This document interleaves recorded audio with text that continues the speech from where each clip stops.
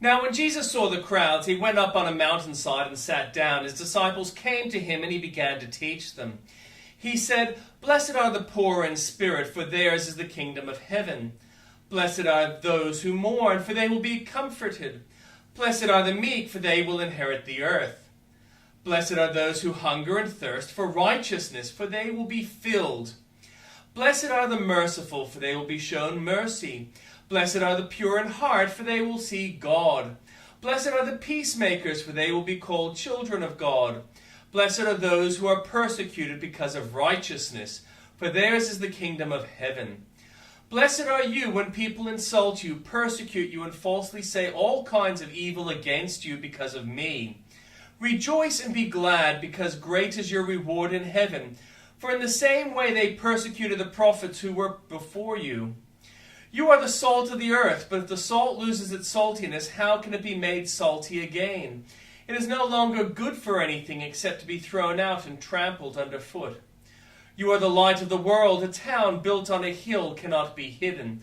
Neither do people light a lamp and put it under a bowl. Instead, they put it on a stand, and it gives light to everyone in the house. In the same way, let your light shine before the others, that they may see your good deeds and glorify your Father in heaven. Do not think that I have come to abolish the law or the prophets. I have not come to abolish them, but to fulfill them. For truly I tell you, until heaven and earth disappear, not the smallest letter, not the least stroke of a pen, will by any means disappear from the law until everything is accomplished. Therefore anyone who sets aside one of the least of these commands and teaches others accordingly will be called least in the kingdom of heaven. But whoever practices and teaches these commands will be called great in the kingdom of heaven.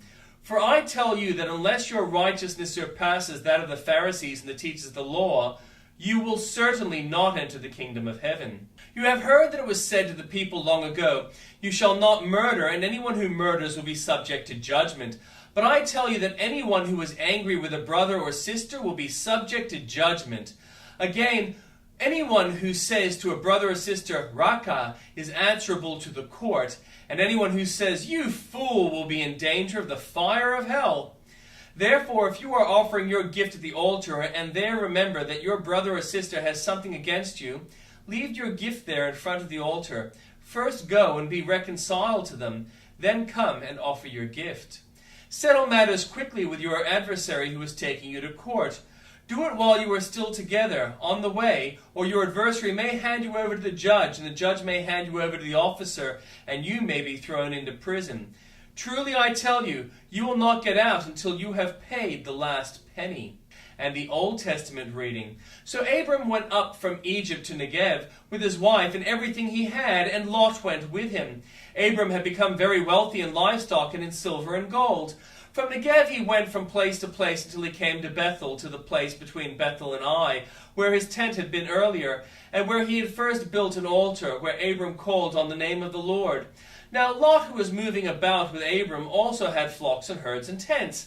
But the land could not support them while they stayed together, for their possessions were so great that they were not able to stay together. And quarreling rose between Abram's herders and Lot's. The Canaanites and Perizzites were also living in the land at that time. So Abram said to Lot, "Let's not have any quarreling between you and me, or between your herders and mine, for we are close to relatives. Is not the whole land before you? Let's part company. If you go to the left, I'll go to the right. If you go to the right, I'll go to the left." Lot looked around and saw the whole plain of the Jordan toward Zoar was well watered, like garden of Lord, like the land of Egypt. This was before the Lord destroyed Sodom and Gomorrah. So Lot chose for himself the whole plain of the Jordan and set out toward the east. The two men parted company. Abram lived in the land of Canaan, while Lot lived among the cities of the plain and pitched his tents near Sodom. Now the people of Sodom were wicked and were sinning greatly against the Lord. The Lord said to Abram after Lot had parted from him, "Look around from where you are to the north and south, east and west. All the land that you see I will give to you and your offspring forever. I will make your offspring like dust of the earth, so that if anyone could count the dust, then your offspring could be counted. Go, walk through the length and breadth of the land, for I am giving it to you." So Abram went to live near the great trees of Mamre at Hebron, where he pitched his tents. There he built an altar to the Lord.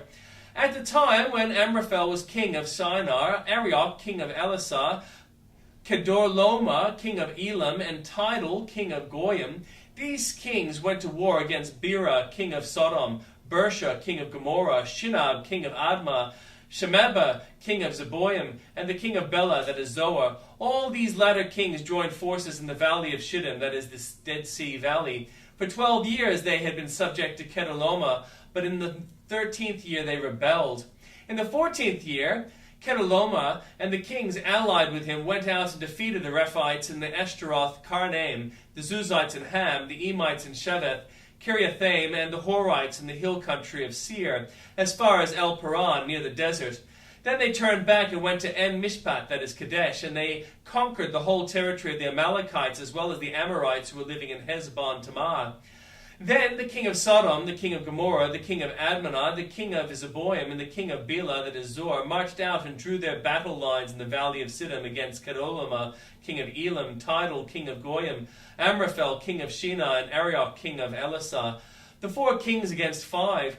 Now the valley of Siddim was full of tar pits, and when the kings of Sodom and Gomorrah fled, some of the men fell into them, and the rest fled to the hills.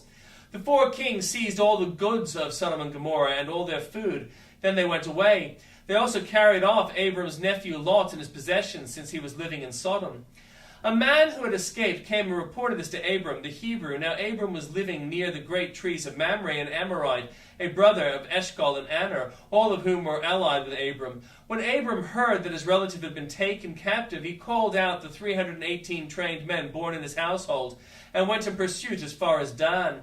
During the night, Abram divided his men to attack them, and he routed them, pursuing them as far as Hobah, north of Damascus. He recovered all the goods and brought back his relative Lot and his possessions, together with their women and other people. After Abram returned from defeating Kedorlaomer, the kings allied with him, and the king of Sodom came out to meet him in the valley of Sheveh, that is King's Valley.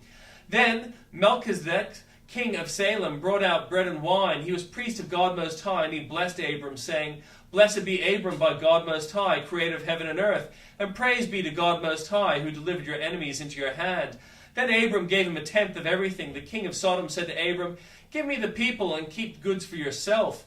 But Abram said to the king of Sodom, "With raised hand I have sworn an oath to the Lord, God Most High, creator of heaven and earth, that I will accept nothing belonging to you, not even a bread or the strap of a sandal, so that you will never be able to say, 'I made Abram rich.' I will accept nothing but what my men have eaten, and the share that belongs to the men who went with me. To Aner, Eshcol, Mamre, let them have their share." After this, the word of the Lord came to Abram in a vision. "Do not be afraid, Abram. I am your shield, your very great reward." But Abram said, "Sovereign Lord, what can you give me, since I remain childless, and the one who will inherit my estate is Eliezer of Damascus?" And Abram said, You've given me no children, so a servant in my household will be my heir." Then the word of the Lord came to him, "The man will not be your heir, but a son who is your own flesh and blood will be your heir." He took him outside and said, "Look up at the sky and count the stars, if indeed you can count them."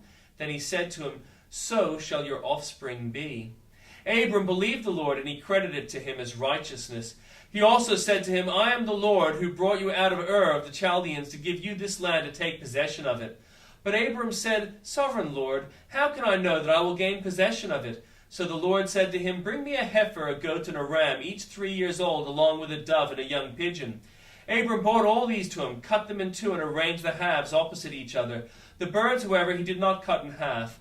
Then birds of prey came down on the carcasses, but Abram drove them away. As the sun was setting, Abram fell into a deep sleep, and a thick and dreadful darkness came over him. Then the Lord said to him, "Know for certain that for 400 years your descendants will be strangers in a country not their own, and that they will be enslaved and mistreated there. But I will punish the nation they serve as slaves, and afterward they will come out with great possessions. You, however, will go to your ancestors in peace and be buried at a good old age. In the 4th generation your descendants will come back here, for the sin of the Amorites has not yet reached its full measure." When the sun had set and darkness had fallen, a smoking firepot with a blazing torch appeared and passed between the pieces. On that day the Lord made a covenant with Abram and said, "To your descendants I give this land, from the Wadi of Egypt to the great river of the Euphrates, the land of the Kenites, Kenizzites, Cadmonites, Hittites, Perizzites, Rephites, Amorites, Canaanites, Girgashites, and Jebusites."